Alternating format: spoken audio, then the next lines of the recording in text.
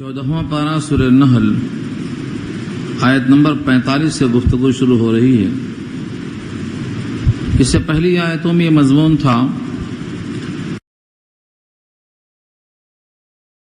آپ اس کے لفظوں کو کھول کر لوگوں کے سامنے واضح کر دیں تاکہ وہ بھی تفکر کر سکیں کہ ان کی طرف اللہ نے کیا بھیجا ہے، وہ بھی اس میں غور و فکر کر سکیں، اس لیے آپ اس کو کھول کر بیان کر دیجیے۔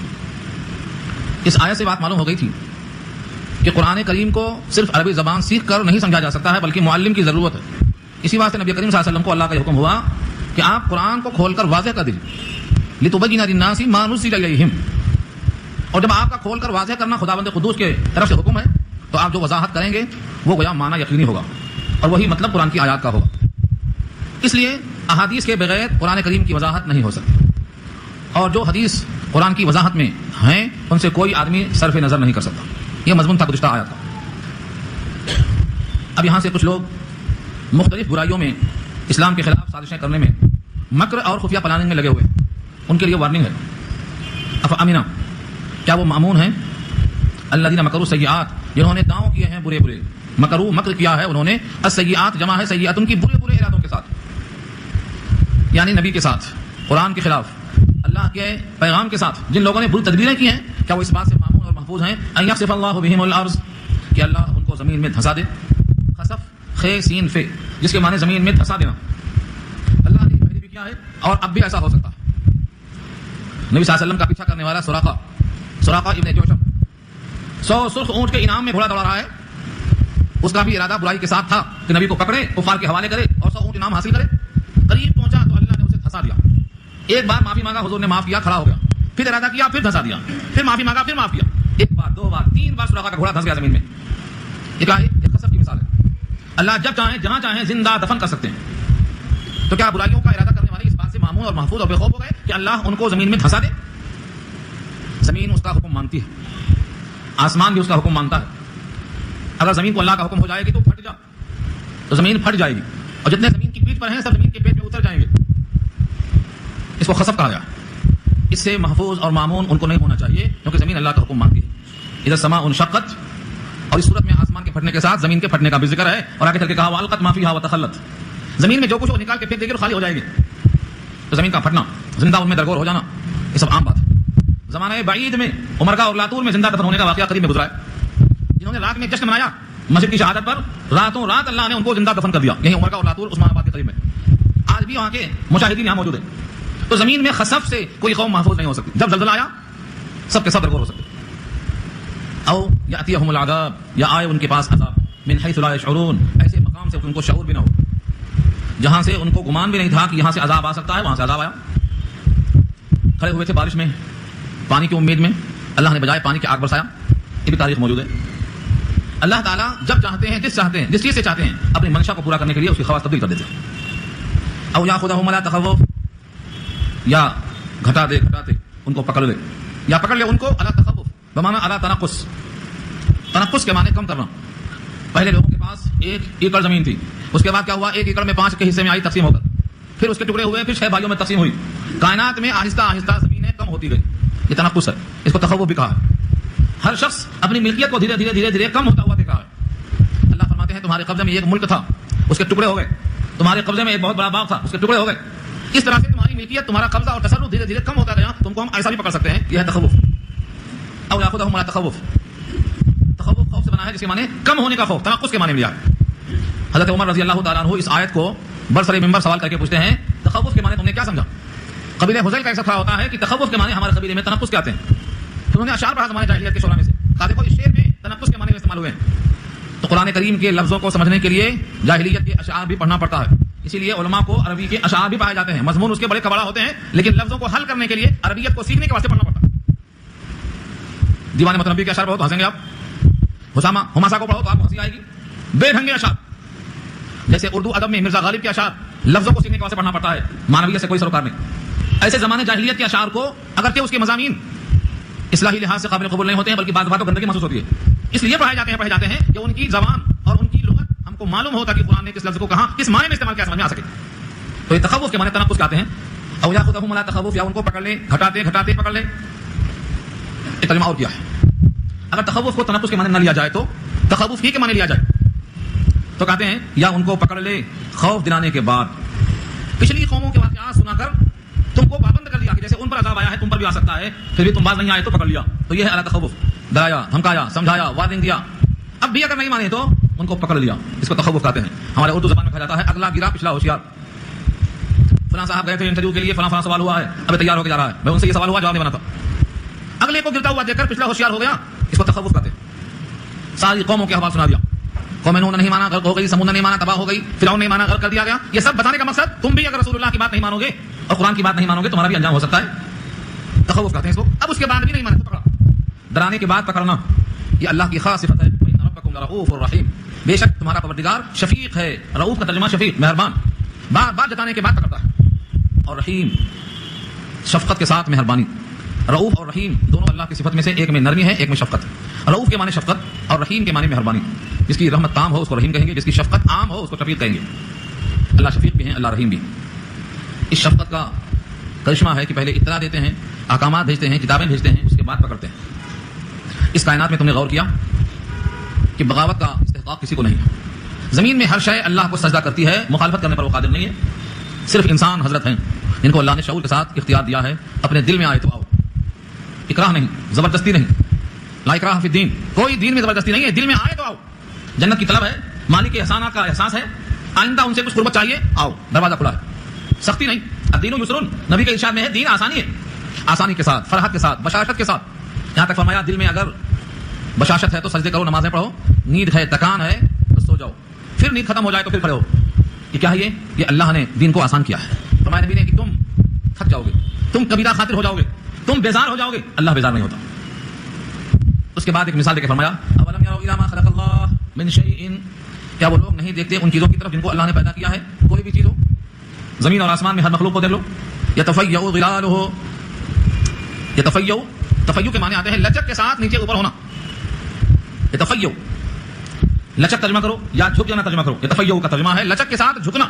جب ہوائیں تیز چلتی ہیں تو درختوں کی شاخیں کبھی نیچے سے اوپر, کبھی اوپر سے نیچے, اس کو یتفیع کا لچکنا, اوپر نیچے, ہواؤں کے جھونکوں کے ساتھ. ظلالہ اس کے سائے, عن الیمین وعن الشمال, عن الیمین والشمائل, کبھی دائیں سے بائیں اور کبھی بائیں سے دائیں. جیسے وہ شاخیں نیچے اوپر ہوتی ہیں اس کا سایہ بھی نیچے اوپر ہوتا ہے. تو سایہ بھی زمین پر سجدہ کرتا ہے, سجدا للہ. زمین پر جو سایہ پڑتا ہے یہ درختوں کا سجدہ ہے. اس کی شاخیں اور ڈالیاں دائیں اور بائیں طرف جاتی ہیں, یہ اس کا ذکر ہے, وہ اللہ کو یاد کرتا ہے. سجدا للہ, سجدہ ہے اللہ کا. وہم داخرون, اور وہ عاجزی کرتے ہیں. داخرون معنی عاجزون. معلوم یہ ہوا جس کو ہم بے شعور کہتے ہیں. ان درختوں میں بھی اللہ نے سجدے کا تصور رکھا ہے. جن کو ہم سایہ سمجھ کر کھدل دیتے ہیں پیروں سے, وہ در حقیقت اللہ کی تقدیس اور تعظیم کا اظہار کرتا ہے. اور صرف یہ سجدے میں سائے نہیں, اللہ فرماتے ہیں زمین کی ہر شے, کوئی مخلوق خالی نہیں ہے.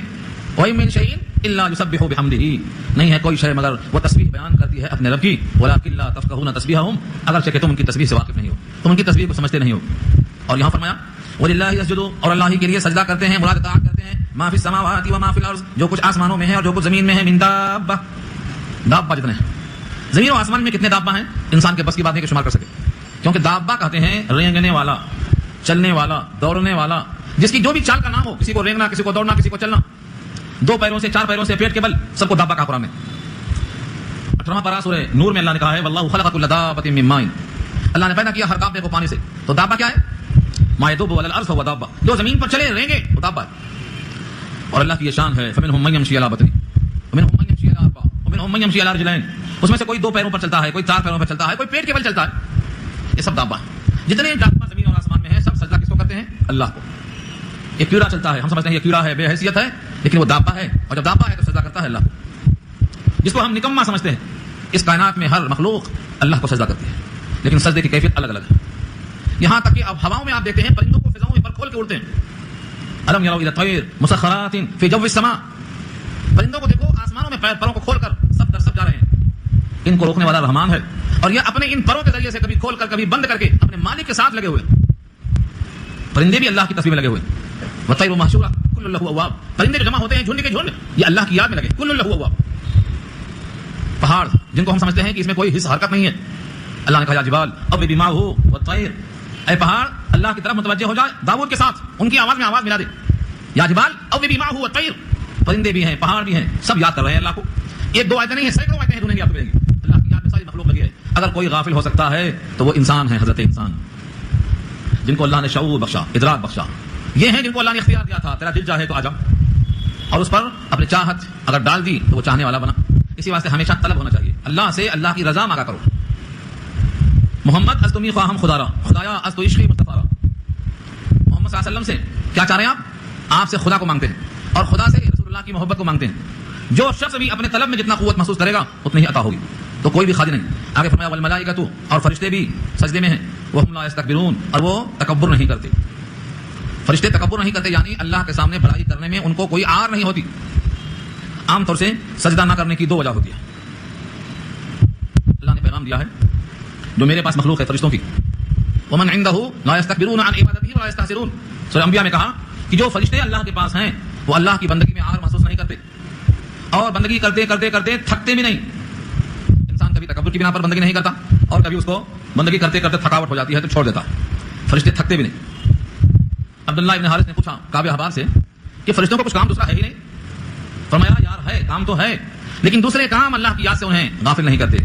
جیسے تم دنیا میں بہت سارے کام کرتے ہو اور سانس بھی لیتے ہو، تمہاری سانس لینا تمہارے کام میں مخل نہیں ہوتا، ایسے فرشتوں کے لیے اللہ کی تسبیح بیان کرنا کسی کام کے لیے مخل نہیں ہوتا. ہماری سانس ہماری حیات کے لیے ضروری ہے، فرشتوں کی حیات اللہ کی تسبیح کے ساتھ باقی ہے. وہ تھکتے نہیں، وقفہ نہیں. یسبحون اللیل والنہار لا یفترون. لا یفترون کے معنی انٹرول نہیں، وقفہ نہیں. فترہ کے معنی انٹرول، تھک گئے تو ریسٹ کا نہیں، کچھ بھی نہیں، رات اور دن تسبیح کرتے رہتے ہیں. تو یہ فرشتوں کا حال ہے. یخافون ربهم من فوقهم ويفعلون ما يؤمرون. وہ ڈرتے ہیں اپنے رب سے اپنے اوپر سے اور کرتے ہیں وہی جو ان کو حکم دیا جاتا ہے. کوئی فرشتہ اپنے رب کی خلاف ورزی ایک لمحے کے واسطے نہیں کر سکتا، نہیں کرتا، نہیں کر سکتا. ان کی فطرت میں اللہ نے ایسا رکھا ہے. جیسے اندھا دیکھنے پر قادر نہیں، فرشتے ایسے ہی اللہ کی نافرمانی کرنے پر قادر نہیں، کر ہی نہیں سکتے، اور وہی کرتے ہیں جو اللہ کا ان کو حکم ہوتا ہے. وقال الله لا تتخذوا الهين اثنين انما هو اله واحد فإياي فارهبون. یہاں سے مضمون شروع ہوتا ہے کہ اللہ نے فرمایا مت بناؤ دو معبود، لا تتخذوا، مت بناؤ الہین، دو معبود. اثنین اس کی وضاحت ہے، الہین الہ کا تسنیہ ہے اور اثنین اس کی وضاحت ہے. دو معبود نہ بناؤ، دو معبود کائنات میں نہیں ہو سکتے. انما ہوا الہ واحد، اس کے سوا کچھ نہیں کہ وہ ایک ہی معبود ہے. مکے والے معبود کا انکار نہیں کرتے تھے بلکہ ایک معبود کے ساتھ کئی معبود تسلیم کرتے تھے، یہ ان کی غلطی تھی. اگر معبود کا انکار کرتے تو دہریا ہو جاتے. دہریا نہیں تھے وہ، بلکہ ایک خدا کے ساتھ کئی خداؤں کو مانتے تھے. الہین اثنین، دو معبود. جتنی دنیا میں آج فرقے اور جماعتیں ہیں توحید صرف امت مسلمہ میں. حضرت عیسیٰ کو خدائی میں شریک کرنے والے دو خدا مانتے ہیں بلکہ تین، تثلیث کے قائل ہیں. وہ عیسیٰ، مریم اور روح القدس، تینوں کا مجموعہ اللہ سمجھتے ہیں. وہ اللہ نے کہا لقد کفر الذین قالوا ان اللہ ثالث ثلاثہ، جنہوں نے اللہ کو تین میں کا تیسرا کہا انہوں نے کفر کیا، لہذا یہ بھی کافر ہیں. جن کا عقیدہ تثلیث ہو، تثلیث میں توحید تسلیم کرتے ہیں، وہ بھی کافر ہیں. کس نے کہا یہ؟ اللہ نے کہا سورہ مائدہ میں تین میں کا تیسرا خدا نہیں ہو سکتا. اللہ تو ایک ہی ہے، انما ہوا الہ واحد، وہ ایک معبود. اسی کو کہا قل هو اللہ احد، کہا تو وہ اللہ ایک ہے، دو نہیں، تین نہیں، کئی نہیں. فإیایا فرحبون، بس مجھ سے ہی ڈرا کرو. فإیایا فرحبون، مجھ سے ہی ڈرا کرو. جب معبود ایک ہے، کئی معبود ہے نہیں، تو پھر تم کو ایک کے بجائے کئی سے ڈرنے کی کیا حاجت ہے؟ کیا وجہ؟ معبود جس کی عبادت کی جائے، اس کے صفات میں کوئی شریک نہیں، ذات میں کوئی شریک نہیں، تمام خوبیوں کا مالک ہے، تمام عیوب سے منزہ ہے، پھر اس کے ہوتے ہوئے تمہیں دوسرے سے ڈرنے کی کیا حاجت پیش آئی؟ فإیایا فرحبون. وَلَهُ مَا فِي السَّمَاوَاتِ وَالْأَرْضِ وَلَهُ الدِّينُ وَاصِبًا، اور اسی کے واسطے تمام چیزیں ہیں جو آسمانوں میں ہیں اور زمین میں ہیں، اور اسی کے واسطے دین ہے ہمیشہ. وَلَهُ الدِّينُ، اور اسی کے واسطے دین ہے، لازمی اطاعت ہے. وَاصِبًا کے معنی دائمہ، ہمیشہ ہمیشہ کے لیے.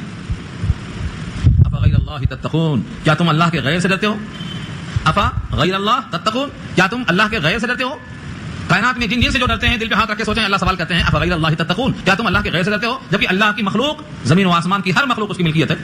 تم جس سے ڈرتے ہو وہ خالق نہیں ہے، اللہ کی مخلوق، اللہ کا مملوک ہے، اللہ کا پیدا کیا ہوا ہے. تم کس سے ڈرتے ہو؟ افا غیر اللہ تتقون، تمہیں صرف اللہ سے ڈرنا چاہیے. اگر خوف ہے تو مالک کا ہونا چاہیے، اور اگر احسان ہے تو ہاں، خوف کی بنا پر بندہ کبھی ڈرتا ہے اور کبھی احسان سے ڈرتا ہے. اگر احسان سے ڈرتے ہو تو سنو وما بکم من نعمت فمن اللہ، اور نہیں ہے تمہارے ساتھ کوئی نعمت مگر وہ اللہ ہی کی طرف سے. تمہارے پاس جو کچھ بھی نعمتیں ہیں وہ سب اللہ کی طرف سے ہیں. تم پر جتنے بھی احسان ہیں سب اللہ کے. تمہیں اللہ نے جان دی ہے، جسم دیا ہے، ماں باپ دیے ہیں، غذائیں دی ہیں، شرم و حیا دی ہے، ایمان دی ہے، دین و شریعت دیا ہے، تو یہ سب نعمتیں کسی اور کی نہیں ہیں. تم پر باپ کا احسان ہے، یہ باپ کی شفقت تمہارے اوپر، یہ بھی اللہ کی نعمت ہے. تمہیں حسین اور بہترین بیوی دی ہے، یہ تم پر اللہ کی نعمت ہے. تم کو محبت والی ماں دیا ہے، یہ بھی تم پر اللہ کی نعمت ہے. تمہیں بہترین اولاد دی ہے، یہ بھی تم پر اللہ کی نعمت ہے. زمین و آسمان کے درمیان کی ہر نعمت تمہارے ساتھ جو ہے فمن اللہ، یہ اللہ کی طرف سے. تم سانس لیتے ہو اور چھوڑتے ہو، پانی پیتے ہو اور اس کو فضلہ بنا کر خارج کرتا ہوا دیتے ہو، تم پر یہ اللہ کی نعمت ہے. وما بکم من نعمت فمن اللہ، اور نہیں، اور جو کچھ تمہارے ساتھ نعمتیں ہیں سب اللہ کی طرف سے ہیں. ثم اذا مسکم الضر، پھر جب کبھی تم کو مصیبت پہنچتی ہے، پھر جب کبھی تم کو تکلیف پہنچتی ہے، کسی تکلیف میں مبتلا ہوتے ہو، مثلا میں درد ہوا، مثلا سر میں تکلیف ہوئی، بیماری آئی، خوف آیا، زلزلہ آیا، طاعون آیا، ہاں خنزیر کا فلو آیا، تو کیا کرتے ہو؟ فَإِلَيْهِ تَجْأَرُونَ، اسی کی طرف پناہ لے کر دوڑتے ہو۔ جب کشتی دریا میں ہچکولے لیتی ہے اور لگتا ہے کہ اب ڈوب جائے گی، تب بھی تم اللہ کی طرف پناہ لیتے ہو۔ کون ہے جو مضطر کی دعائیں قبول کرتا ہے؟ اَمَّن يُجِيبُ الْمُضْطَرَّ إِذَا دَعَاهُ وَيَكْشِفُ السُّوءَ، جو برائیوں کو دور کر دے اور مضطر کی دعائیں قبول کر لے، بھلا وہ کون ہے؟ تم ایسے موقع پر بھی اسی کی طرف پناہ لیتے ہو۔ لہذا اگر نعمتیں دے کر یہ احسان تلے دبنے والے شاکر بندے ہو تو نعمتیں اللہ کی ہیں، پریشانیوں میں گھر کر نجات چاہتے ہو تو نجات دہندہ بھی اللہ کی ذات ہے، تم پناہ اسی کی طرف لیتے ہو۔ پھر کیا ہوتا؟ ثم اذا کشف الضر، یا ثم یاد رکھو، پھر مصیبت میں پریشانیوں میں گھرے سے پناہ لے لیا اللہ کی، پھر ثم اذا کشف الضر عنکم، پھر جب دور کر دیا ہے تکلیف کو تم سے، اذا فریق منکم بربہم یشرکون، اچانک ایک فریق تمہیں میں سے اپنے رب کے ساتھ شرک کرنے لگتے ہیں۔ تکلیف تھی تو اللہ یاد آیا، تکلیف دور ہو گئی تو اللہ کے ساتھ غیروں کو شریک کر دیا۔ فلانے کے پاس گئے تھے اس لیے ایسا ہو گیا، جب تکلیف میں تھے تو کائنات میں کوئی یاد نہیں آیا۔ اللہ نے مثال دے کے کہا ہے، کسی کو آج تک سنا ہے کہ کشتی میں جب ڈوبتا ہے تو اللہ کے غیر کو یاد کیا ہو؟ جب کشتی پانی میں ڈوبتی ہے اور موت سامنے ہوتی ہے تو سارے سہارے بھول جاتے ہیں، ایک اللہ کو یاد کرتا ہے، لیکن جب کشتی سے باہر آتا ہے تو اسی میں سے ایک فریق شرک میں لگ جاتا ہے، کہتا ہے فلانے کے ساتھ تھا، فلانے کا ہاتھ تھا اور فلانے کی طرف ہمارا التفات تھا، نہ جانے کن کن سے اپنے وابستگی کو جوڑنا شروع کر دیتا ہے۔ اس کی بہترین مثال اللہ نے سورہ اعراف کے آخر میں دی ہے، انفال سے پہلے۔ شادی شدہ جوڑا جب اولاد سے محروم ہوتا ہے تو کہتا ہے یا اللہ اگر آپ نے اولاد دے دیا تو ہم آپ کے شاکر بندے بنیں گے۔ شادی ہو گئی 3 سال ہو گیا، 4 سال ہو گیا، 5 سال ہو گیا، کوئی اولاد نہیں، اللہ سے دعا کرتے ہیں لیکن آتاہما صالحا، اگر آپ نے ہم کو اولاد صالح دے دی تو ہم آپ کے شاکر بندے بن جائیں گے۔ فلما آتاہما صالحا جعل له شرکاء، جب ان کو اولاد دے دیا اللہ نے تو اس کے واسطے شریک بنانا شروع کر دیتے۔ وہاں نعرہ بات کے آئے تھے تو ہو گیا، وہاں بول کے آئے تھے تو ہو گیا، وہاں پیغام بھیجائے تھے تو ہو گیا۔ اللہ فرماتے ہیں ساری کائنات سے مل کر مانگ لیے ہوتے تو اولاد نہیں ملتی، اولاد تو میں دیتا ہوں۔ اللہ تعالیٰ نے یہ مثال دے کر کے واضح کیا ہے، اولاد ہی مراد نہیں ہے بلکہ ہر فیصلہ اللہ کی مشیت کے تابع ہے۔ یہی توحید ہے، کوئی اللہ کے فیصلے کو تبدیل نہیں کر سکتا، اللہ ہی سے ہمیں لو لگانا ہے۔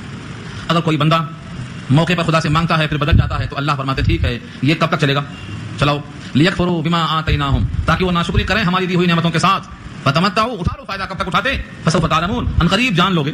تمہاری حیات کو ہم نے 100 سال لکھا ہے، 70 تک گزر گئے، 30 ہی باقی ہے، اٹھا لو فائدہ، فتمتعوا فسوف تعلمون، ان قریب تم جان لوگے۔ یعنی یہ مدت جو متعینہ ہے پوری ہونے کے بعد تمہیں معلوم ہو جائے گا کہ تم نے نعمت کا شکر ادا کیا ہے یا ناشکری کی ہے، کفران نعمت کیا ہے یا ناشکری کے ساتھ شکر بھی کیا ہے، یہ معلوم ہو جائے گا۔ اور ایک طریقہ ایسا ہے، جب اللہ تعالیٰ انہیں کھیتی میں زراعت دیتے ہیں، زراعت کے اندر غلہ پیدا ہوتا ہے تو اس کے حصے کرتے ہیں، اور جن کو جانتے بھی نہیں کہ وہ کھاتے کہاں، رہتے کہاں، پلتے کہاں، ان کے لیے ایک حصہ مقرر کر دیتے ہیں۔ کھیتی میں پیدا غلہ اللہ نے کیا اور حصہ مقرر کرتے ہیں جن کو جانتے بھی نہیں، ان کے لیے بھی، جن کا کوئی دخل نہیں۔ وَيَجْعَلُونَ، اور یہ لوگ ہماری دی ہوئی چیزوں میں کس کا حصہ لگاتے ہیں؟ جن کے متعلق ان کو کچھ بھی نہیں معلوم۔ دیکھو لفظ ترجمہ کیا ہے، وَيَجْعَلُونَ، اور وہ کر دیتے ہیں، لما، ان کے لیے، لا يعلمون، جن کو جانتے ہی نہیں، نصیباً، ایک حصہ، کس میں سے؟ مما رزقناہم، جو ہم نے ان کو بطور رزق دیا ہے، ہمارا دیا ہوا ہے اس میں سے بھی ایک حصہ ایسوں کے نام پہ مقرر کرتے ہیں جن کو جانتے بھی نہیں ہے اور وہ ان کو بھی نہیں جانتے۔ بتوں کی طرف دیکھو، چڑھاوا چڑھاتے ہیں اس کے اوپر، ان بتوں کو یہ نہیں معلوم ہے کہ ہم پر کوئی چڑھاوا چڑھا رہا ہے، وہ لگتا ہے آپ کو دیکھ رہے ہیں، حقیقت یہ ہے کہ وہ آپ سے غافل ہیں، ان کو یہ بھی نہیں کہ ہمیں کوئی پکار رہا ہے، وہ عن دعائہم غافلون، ان کی پکار سے وہ غافل ہیں۔ تو یہ کس کا حصہ لگا رہے ہیں جن کو یہ جانتے بھی نہیں، یہ ہمارے حضرت کس خاندان کے ہیں، ان کا کیا پلہ ہے، ان کا کتنا طاقت ہے، ان کی کتنی قوت ہے، یہ کیا کر سکتے ہیں، ان کے بارے میں کچھ بھی نہیں معلوم، ان کے لیے ایک حصہ مقرر کر دیتے ہیں۔ اللہ فرماتے ہیں رزق ہم نے دیا ہے، حصہ ان کے لیے لگاتے ہو، میں یہ پوچھوں گا ضرور، اللہ کی قسم، ضرور ضرور ان سے سوال کیا جائے گا جو اس طرح کر رہے ہیں، یہ لتسألن، تم ضرور پوچھے جاؤ گے، تاللہ، اللہ کی قسم، قسم کے لیے کبھی تاللہ، کبھی باللہ، کبھی واللہ، کثرت سے استعمال ہوتا ہے، واللہ، باللہ، تاللہ، تینوں آتا ہے، تاللہ سورہ یوسف میں آیا، باللہ اور بھی مقامات پہ آیا، واللہ تو کثرت سے استعمال ہوتا ہے۔ اللہ خود اپنی قسم کھاتے ہیں، اللہ کی قسم ہے تم ضرور پوچھے جاؤ گے، اما کنتم تفترون، جو تم افطرا کیا کرتے تھے، تم سے بات پوچھ کی جائے گی ان فرداتیوں پر، کیوں؟ پیدا تو ہم نے کیا اور حصہ ان کا لگا رہے ہو، حصہ ہی لگاتے تو کوئی بات نہیں، اچھا حصہ اپنے لیے لگاتے اور برا حصہ اللہ کے واسطے لگاتے۔ یہ بھی دیکھو، ایک مثال کہیں دی اللہ نے، بہت پیاری مثال، اور اس میں مسلمان بھی شریک ہو گئے ہیں آج کل، ایسی مثال دیا اللہ نے زمانے میں۔ اس وقت یہ بہت بڑا مرض ہے جس کی وضاحت کیا اللہ نے اس آیت میں، کاش کی دل میں یہ بات بیٹھ جاتی اور سچی توبہ کی توفیق ہو جاتی۔ ایک تو مثال وہاں دی ہے کہ جو ذبح کرتے، ذبح کرنے کے بعد ایک حصہ اللہ کے واسطے، ایک حصہ بتوں کے واسطے، ایک حصہ اپنے لیے۔ اگر اللہ والا حصہ بتوں کے حصے میں گر گیا تو بولتے جان دو، اللہ کو ضرورت نہیں ہے حصے کی، اور اگر بتوں والا حصہ اللہ کے حصے میں گر گیا تو بولتے وہاں سے نکالو، بتوں کا حصہ ضروری دینا۔ یہ بات پیچھے آ چکی ہے، لیکن یہاں فرمایا دیکھو، ایسوں کے لیے حصہ مقرر کرتے ہیں جن کو یہ جانتے بھی نہیں ہیں، اور اچھے سے اچھا جو حصہ ہے وہ اپنے لیے رکھتے ہیں، اور جو خراب سمجھتے ہیں، جس میں ان کو شرم آتی ہے اپنا کھاتے ہوئے، وہ اللہ کے حصے میں لا دیتے ہیں۔ ان 3 آیتوں میں اللہ نے نفسیات پر بحث کی. ایک تو یہ لڑکیوں کو برا سمجھتے, لڑکیاں پیدا ہو گئیں تو ان کو برا سمجھتے, یہ خرابی ہے. نمبر 2, لڑکیوں کو اللہ کی طرف منسوب کرتے اور لڑکوں کو اپنی طرف منسوب کرتے. دیکھو پہلے لفظوں کو دیکھو پھر جا کریں گے. وَيَجْعَلُونَ لِلَّهِ الْبَنَاتِ سُبْحَانَهُ وَلَهُم مَّا يَشْتَهُونَ, اور بناتے ہیں اللہ کے لیے بیٹیاں. اللہ کے لیے بیٹیاں کس کو کہتے ہیں؟ فرشتوں کو. جتنے فرشتے ہیں یہ سب اللہ کی بیٹیاں ہیں. اللہ نے پوچھا جب ہم نے پیدا کیا تھا فرشتوں کو تو یہ حاضر تھے کیا دیکھ رہے تھے؟ ان کو معلوم کیسے ہوا کہ فرشتے مذکر ہیں یا مؤنث ہیں؟ یہ موجود تھے. ہم نے جب فرشتوں کو بنایا ہے تو کیا یہ موجود تھے, دیکھ رہے تھے؟ ان کو یہ کیسے معلوم ہوا کہ فرشتے مؤنث ہیں؟ فرشتوں کے جنس کے بارے میں ان کو فیصلہ کرنے کا کیا حق پہنچتا ہے؟ یہ بحث سورہ نجم میں آئی. تو اللہ کے لیے بیٹیاں تجویز کرتے ہیں. سبحانہ, اللہ کی ذات سے پاک. اور اپنے لیے کیا کہتے ہیں؟ وَلَهُمْ, اور ان کے لیے ہے ما یشتہون, جس کی انہیں اشتہا ہے. کس کی اشتہا ہے؟ ہر دلہا چاہتا ہے پہلے بیٹا ہو. ہر دلہا, میرے کہنے سے نہیں, دل میں ہاتھ رکھ کے پوچھ لو اپنے آپ سے پوچھ لو. ہر دلہا چاہتا ہے پہلے بیٹا ہو. جب ہر شخص چاہتا ہے دلہا ہو نیا یا پرانا, تو یہاں وَلَهُمْ مَا يَشْتَهُونَ سے کیا مراد ہوگا؟ اور ان کے لیے وہ چاہتے ہیں جو ان کا دل چاہتا ہے کہ ہم کو بیٹا ہی بیٹا ہو. اللہ پیدا کرنے والے ہیں, ان کے پاس بیٹیاں, اور ان کو پیدا کر کے دینے والے ہیں تو ان کے واسطے بیٹے. الکم الذکر وَلَهُ الْأُنثىٰ, تمہارے واسطے بیٹے, اللہ کے واسطے بیٹیاں. تلک اذا قسمۃ ضیزیٰ, تو پوری تقسیم ہے. جو پیدا کرتا ہے وہ اچھی چیزیں رکھتا ہے, مگر تم نے الٹا بتایا. عیب 2 قسم کا ہوا. ایک تو بیٹیوں کو برا سمجھنا, یہ بھی غلط. بفرض محال اگر وہ غلط ہیں تو پھر اللہ کی طرف ان کو منسوب کرنا اور اپنے لیے بیٹا کرنا, یہ بھی غلط. 2 غلطیاں ہیں. اور دونوں کی ترتیب, اولا بیٹیاں خراب نہیں ہیں. نمبر 2, اللہ کے پاس نہ بیٹیاں ہیں نہ بیٹے ہیں. دونوں کی ترتیب منظور ہے. بلکہ ایک موقع پہ اللہ کے نبی سے کہلوایا ہے, آپ کہہ دیجئے اگر رحمان کے بیٹا ہوتا تو اس بیٹے سے محبت پہلے ہم کرتے, تمہیں موقع بعد نہیں ملتا. سپوز بفرض محال اگر رحمان کو بیٹا ہوتا تو تمہیں کہنے کی نوبت نہیں آتی, ہم اس سے پہلے پیار کرتے. قل ان کان للرحمن ولد فانا اول العابدین, ہم پہلے اس کے سامنے جھکتے. اللہ کا کوئی بیٹا ہوتا تب تو, چونکہ اللہ کا کوئی بیٹا ہے نہیں, تم نے فرض ہی کہا ہے حضرت عیسیٰ کو, عزیر کو, کہ وہ اللہ کے بیٹے ہیں, اس لیے ہم پیچھے ہیں تمہارے شرک کی وجہ سے. بفرض محال اگر ہوتا کوئی بیٹا تو تم سے پیچھے ہم نہیں رہتے. قل ان کان للرحمن ولد فانا اول العابدین. سورہ زخرف 25 کی آیتیں. یہاں دیکھو, بیٹی جب پیدا ہوتی ہے تو لوگوں کی آنکھوں میں کیسی شرم آتی ہے. کون ہے یہ؟ اللہ کے فیصلے پر شرمندہ ہو, اللہ کے فیصلے پر راضی نہیں ہو. اللہ نے تمہیں اگر بیٹی دی ہے تو اس پر تمہیں قبولیت نہیں ہے. اللہ کا فیصلہ ہو یا رسول اللہ کا فیصلہ ہو, جو راضی نہیں ہوتا ہے وہ خسارے میں ہوتا ہے. تو مثالیں دیتا ہوں. نبی صلی اللہ علیہ وسلم کے پاس کچھ لوگ آئے تو آپ نے کہا تمہیں بشارت ہو جنت کی. طویل قصہ بخاری میں دیکھ لینا. جب حضور نے بشارت دیا تو اس قوم نے جو پیسوں کی بھوکی تھی وہ کہتی ہے بشرتنا کثیرن, بہت بشارت دے دیا ہے, اب بشارت نہیں چاہیے ہمیں, کچھ مال دے دو. بہت دے دیا بشارت, اب ہمیں مال دے دو. اس کے بعد یمن والے آئے تو آپ نے ان کو بشارت دی جنت کی, انہوں نے قبول کر لیا. آج بھی اہل یمن کا ایمان اور اہل یمن کی فقاہت اور اہل ایمان کے قلوب کی نرمی اور رافت, نبی نے ان کی دعا کی تھی, وہ آج تک باقی ہے. انہوں نے قبول کر لیا جنت کو, آج تک باقی ہے. اور ان لوگوں نے قبول نہیں کیا تو نہ یہ ملا نہ وہ ملا. پہلے لڑکا ہوگا یا لڑکی, 2 ہی تو مخلوق ہے, تیسری کوئی ہے نہیں. نبی نے فرمایا جس بطن سے پہلے لڑکی پیدا ہوتی ہے وہ مبارک ہے. یہ بھی قبول نہیں. اللہ نے کہا ہے ہم جس کو چاہتے ہیں دیتے ہیں, جس کو چاہتے ہیں نہیں دیتے. پھر جس کو دیتے ہیں چاہے تو لڑکی دیتے ہیں, چاہے تو لڑکا دیتے ہیں, چاہے تو دونوں دیتے ہیں, ہماری مرضی. للہ ملک السماوات والارض یخلق ما یشاء یہب لمن یشاء اناثا.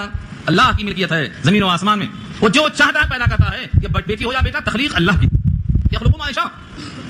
اب دینے کی بات آئی تو فرمایا یہب لمن یشاء اناثا. پہلے مؤنث کا ذکر کیا اللہ نے. یہ اسی حدیث کے موافق ہے کہ پہلے جس بطن سے لڑکی پیدا ہو مبارک ہے وہ. حضور کو بھی خدیجہ کے بطن سے پہلے زینب پیدا ہوتی ہے, پھر رقیہ پیدا ہوتی ہیں, پھر ام کلثوم پیدا ہوتی ہیں, پھر فاطمہ پیدا ہوتی ہیں. سب بچے بعد میں پیدا ہوتے ہیں, مبارک ہیں خدیجہ کے بطن سے. حضور نے فرمایا مبارک.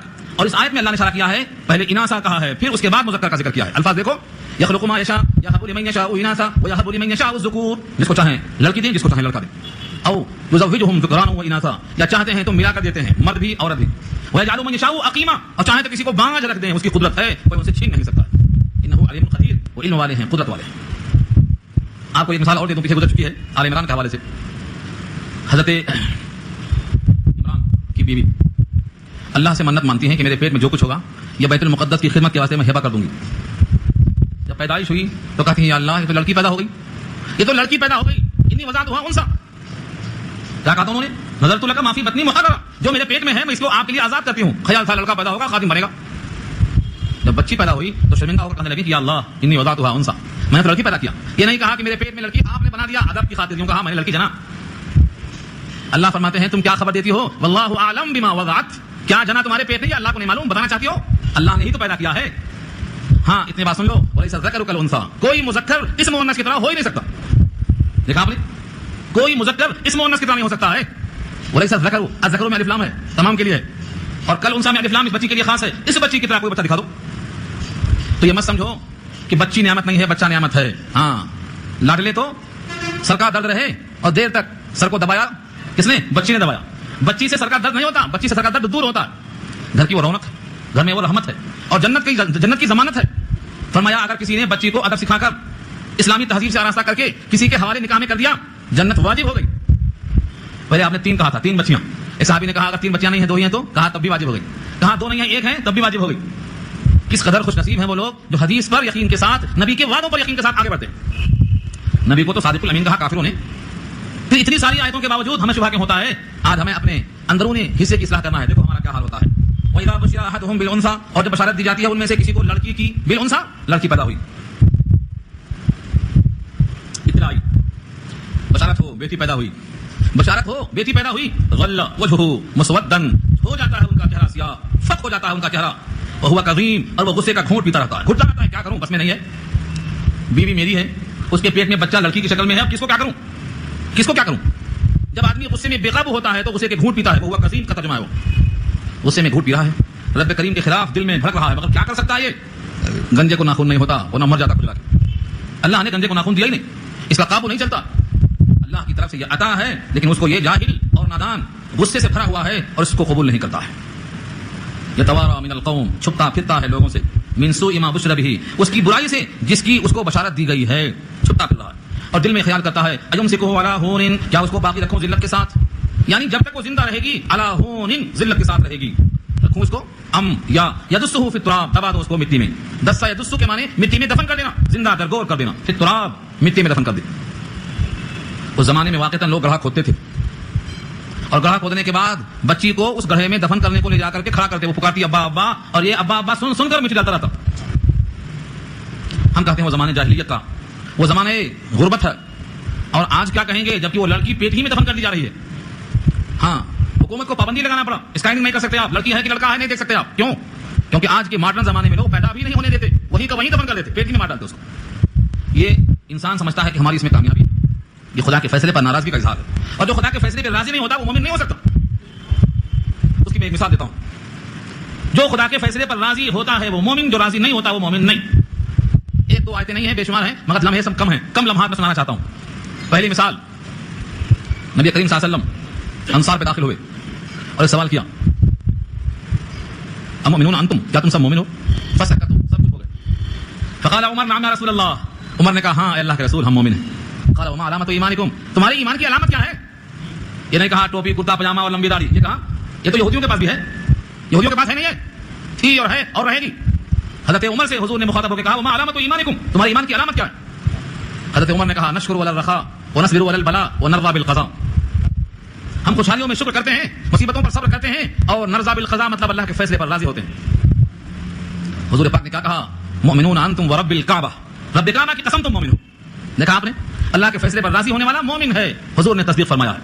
اس کے برخلاف جو خدا کے فیصلے پر راضی نہیں ہو، رسول اللہ کے فیصلے پر راضی نہیں ہو، سورہ نساء 5واں پارہ آیت نمبر 60 اور 65 کا پورا واقعہ پڑھ لو. اللہ فرماتے ہیں فلا وربک لا یؤمنون حتی یحکموک فیما شجر بینہم، تیرے رب کی قسم ہے وہ مومن نہیں ہیں جب تک تجھ کو حکم اور جج تسلیم نہ کر لیں اور تیرے فیصلے کو بلا چوٹا تسلیم نہ کر لیں، تب تک وہ مومن نہیں. یہ تو اللہ کے نبی کا نہیں، اللہ کا فیصلہ ہے. جس اللہ نے نبی کو نبی بنایا اور جس اللہ نے نبی کو حکم اور جج کا فیصلہ عطا کرنے کا موقع بخشا، یہ تو اس اللہ کا حکم ہے. اگر تم کو اس اللہ کے فیصلے پر اعتراض ہے، تم اللہ کے فیصلے پر راضی نہیں ہو، تو وہ اللہ بھی تمہارے عمل پر راضی کیسے ہوگا؟ اس لیے گھٹو مت، بلکہ اللہ کے فیصلے پر راضی ہو کر جنت کو حاصل کرنے کا سبب بناؤ. اللہ فرماتے ہیں الا ساء ما يحكمون، آگاہ رہو کیا برا فیصلہ کر رہے ہیں وہ. 2 فیصلے ہیں، دونوں برے. پہلا فیصلہ کہ بیٹیاں اللہ کے لیے، بیٹا ان کے لیے، یہ فیصلہ بھی غلط. اور نمبر 2 لڑکی پیدا ہو جائے تو غم منانا، یہ فیصلہ بھی غلط. للذین لا یؤمنون بالآخرۃ مثل السوء، ان لوگوں کے لیے جو آخرت پر یقین نہیں رکھتے بری حالت کی مثال ہے. مثل السوء، سوء کے معنی بری حالت. وللہ المثل الاعلی، اور اللہ کے لیے اعلیٰ درجے کی مثال ہے، اعلیٰ درجے کی صفات ثابت ہیں. وهو العزیز الحکیم، اور اللہ غالب حکمتوں والا ہے. غالب کا مطلب اس کے فیصلے کو بدلنے والا کوئی نہیں، اور حکیم ہے، حکمتوں والا ہے، اس کے کسی فیصلے میں کوئی نقص نہیں، کیونکہ حکیم کا کوئی عمل حکمت سے خالی نہیں ہوتا. اب رہا سوال یہ کہ جو لوگ اللہ کے فیصلے پر راضی نہیں ہیں، ان پر مواخذہ جلدی کیوں نہیں ہوتا؟ یہاں سے نیا رکو شروع ہوتا ہے. ہر ظالم کے ظلم پر اگر مواخذہ ہو جائے تو زمین پر چلنے والا ایک نہیں بچے گا. یہ مضمون اگلی آیت میں آ رہا ہے. یہاں آیت نمبر 60 مکمل ہوئی، رکوع پورا ہو گیا. آیت نمبر 61 سے یہ مضمون شروع ہو رہا ہے. انشاءاللہ یہ بحث آئندہ آئے گی. آپ حضرات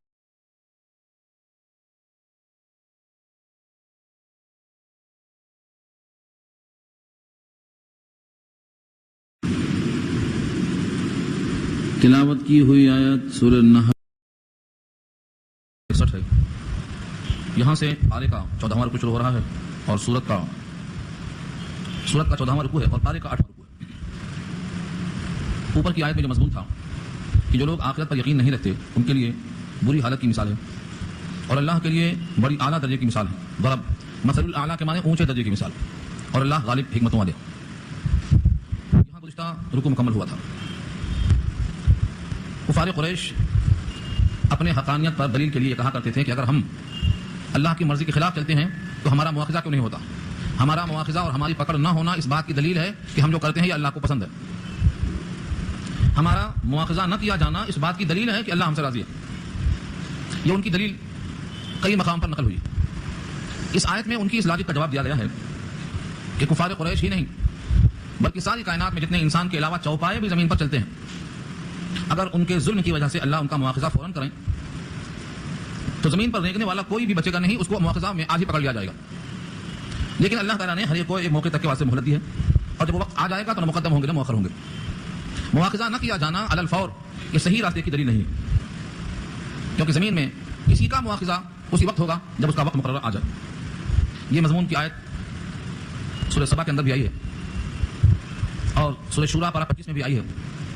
بلکہ یوں فرمایا کہ تم پر جو مصیبتیں آتی ہیں تمہارے ہاتھوں کا کسب ہے اور جن پر مواخذہ ہوتا ہے وہ کم ہے, جن کو معاف کیا جاتا ہے وہ زیادہ ہے.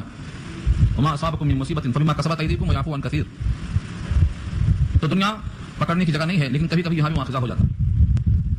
یہاں جو مواخذہ ہوتا ہے وہ بطور سزا کے ہوتا ہے اور کبھی کبھی اس لیے ہوتا ہے کہ تنبیہ ہو جائے.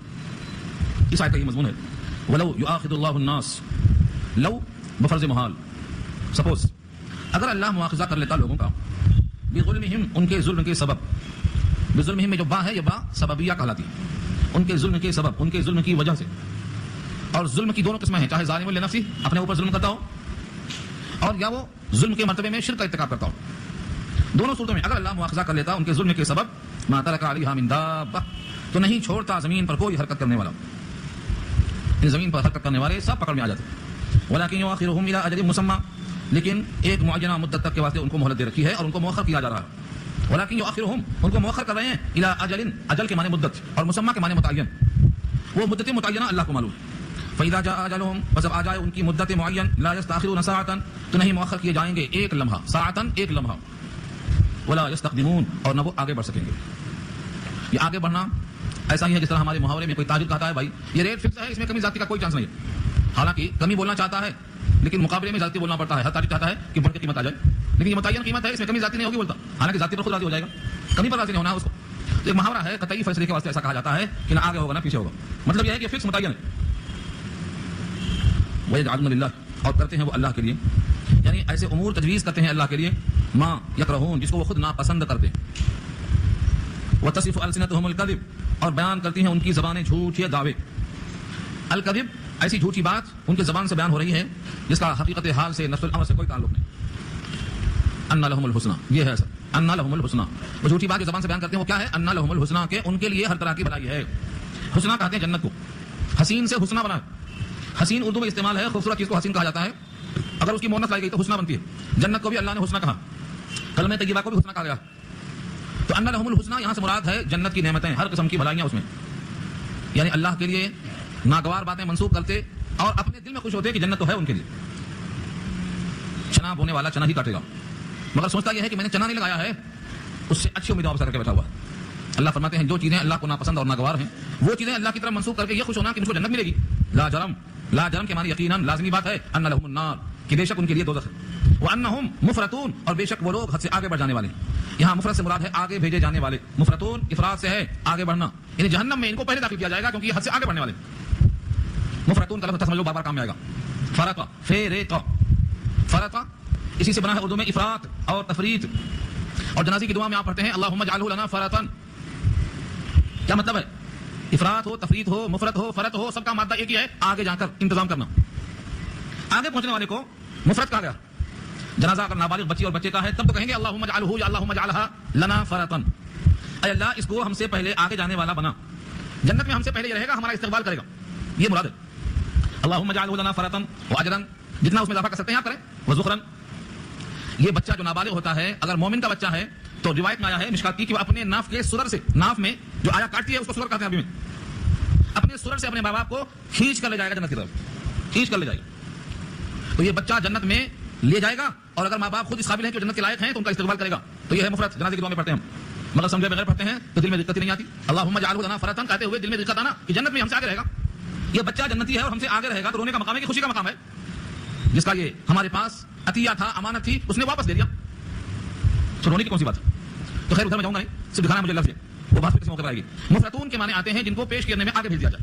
یہاں رب کریم کا اشارہ یہ ہے کہ یہ لوگ اللہ کے ساتھ نازیبا باتیں منسوخ کرتے ہیں اور اپنے تئیں جنت کے حقدار بنتے ہیں. یقیناً ان کے لیے دوزخ ہے اور دوزخ میں بھی یہ سب سے مقدم ہوں گے. وانہم مفرطون، مفرطون مفعول کا صیغہ ہے، بھیجے جانے والے لوگ ہوں گے، سب سے پہلے وہاں پہنچیں گے.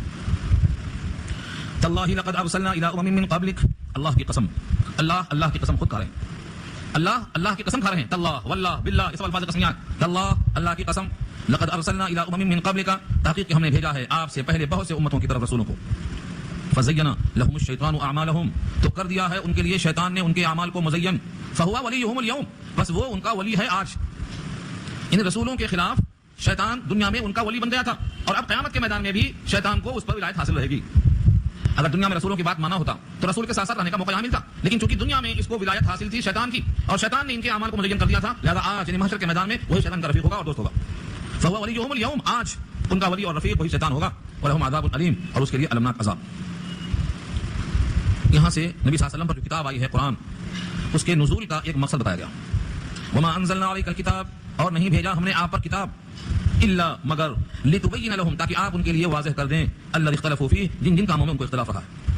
دیکھا آپ نے نزول قرآن کا کیا مقصد ہے؟ یہ مقصد یہی نہیں ہے، پیچھے کئی مقام پہ آ چکا ہے.